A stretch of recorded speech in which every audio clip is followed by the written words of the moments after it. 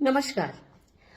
अगर कोई व्यक्ति देखने में दुबला पतला है और वो एक्सरसाइज नहीं करता तो उसका शरीर उतने ही रिस्क पर है जितना कि उस व्यक्ति के जो कि देखने में तो उससे मोटा है और वो भी एक्सरसाइज नहीं करता। यानी दोनों ही बराबर के रिस्क पर हैं।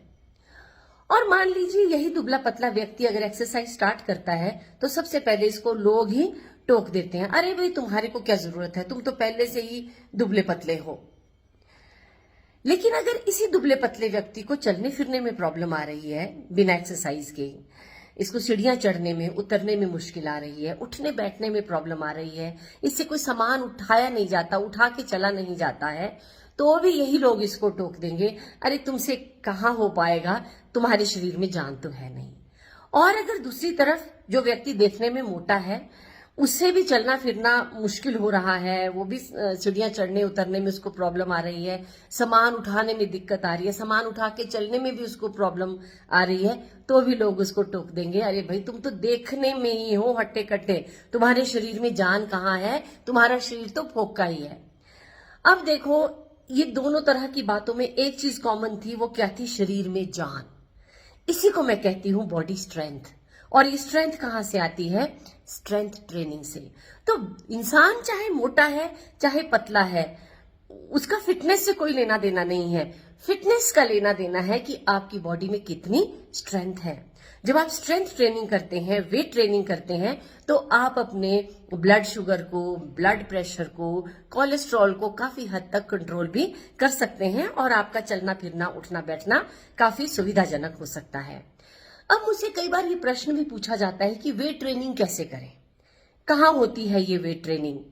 मैं एक बात इसमें क्लियर करना चाहती हूँ कि वेट ट्रेनिंग के लिए जरूरी नहीं है कि आपने कहीं ट्रेनिंग पे जाना है और आपने कोई वेट्स खरीदने हैं, डंबल्स खरीदने हैं। अगर आपके पास है तो बहुत अच्छी बात है, लेकिन नहीं भी है तो आप घर बैठे भी वेट ट्रेनिंग कर सकते हैं। अपने बॉडी वेट को यूज करके भी आप वेट ट्रेनिंग कर सकते हैं, क्योंकि इसमें असली चीज क्या है? आपने अपने बॉडी वेट पर प्रेशर अप्लाई करना है, उसको एडेप्टेशन बोलते हैं, जिससे कि आपकी जॉइंट्स में जान आएगी। तो अगर आप जिम जा सकते हैं तो बहुत अच्छी बात है, it's a great place to go. लेकिन अगर कोई जिम नहीं जाना चाहता या नहीं जा सकता तो वो घर में भी वेट ट्रेनिंग कर सकता है। तो उसके लिए जरूरी नहीं है कि आपने डंबल्स खरीदने हैं, केटल बेल खरीदनी है या वो बार्स खरीदने हैं, वो जो वेट लिफ्टिंग के बार्स होते हैं। खरीद लेते हैं तो अच्छी बात है, नहीं खरीद सकते तो कोई बात नहीं। आप बहुत सारे आपके पास ऑप्शंस हैं। आप वर्चुअली यूट्यूब पे जाके भी वेट ट्रेनिंग एक्सरसाइजेस देख सकते हैं, आप रनिंग कर सकते हैं, वॉकिंग कर सकते हैं, और मतलब इस तरह के बहुत सारे आपके पास ऑप्शंस हैं जिनका आप यूज करके वेट ट्रेनिंग कर सकते हैं।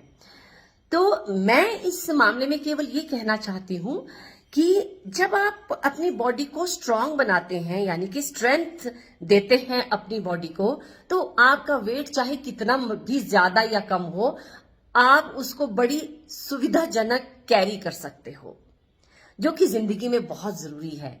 अगर आप दुबले हैं चाहे मोटे हैं, अपने शरीर के वेट को ही अगर आप संभाल नहीं पा रहे हैं तो आगे आने वाले समय में बहुत प्रॉब्लम्स आ सकती हैं। आपके मसल्स वीक हो सकते हैं, आपकी जो ब्लड शुगर है, ब्लड प्रेशर है, कोलेस्ट्रॉल है, थायराइड है, इस पे आपका कंट्रोल बिल्कुल भी नहीं रहेगा। तो दुबले या मोटा होना ये कोई भी पैमाना नहीं है आपकी फिटनेस का। फिटनेस का असली पैमाना है कि आपने कितना फैट लूज किया है, कितनी आपकी बॉडी में स्ट्रेंथ है और कितनी अच्छी तरह से आप वेट ट्रेनिंग कर रहे हैं। वेट ट्रेनिंग एक्सरसाइजेस में अपने आगे आने वाले वीडियोस में जरूर डालने की कोशिश करूंगी। अभी के लिए इतना ही। I hope it helps. Thank you very much.